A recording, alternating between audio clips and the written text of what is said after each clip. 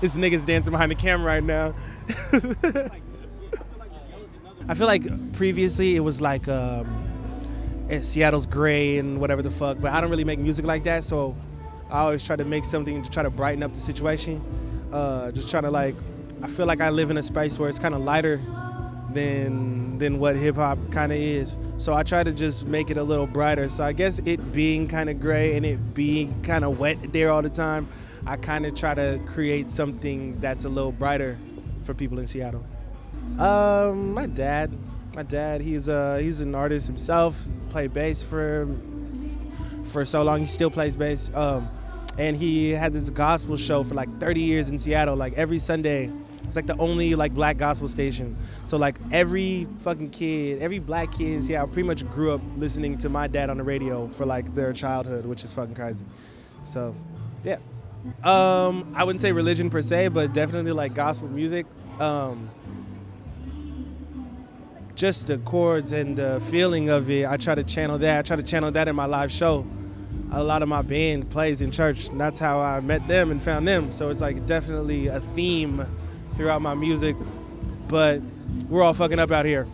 So I don't know if religion is a thing I'm doing.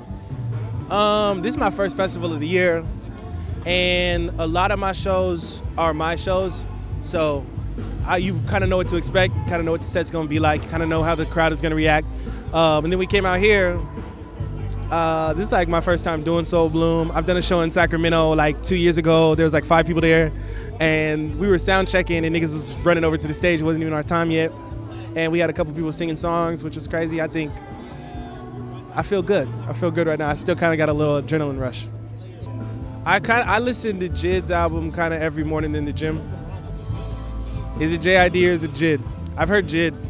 Yeah, I listen to that shit every morning. I love that song. On the ride up here, we ran his album again. Obviously, Masego's album is fucking crazy too. And I've been listening to Miguel since I was probably in like 9th grade.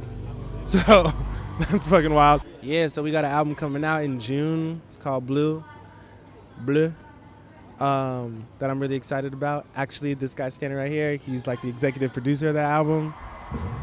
We made this shit over like the span of like a year and a half, and I'm really proud of it because I never took that long to make a project before. So I'm excited to see how people respond to it, and I think it's nice that I'm still in love with it after that long, you know?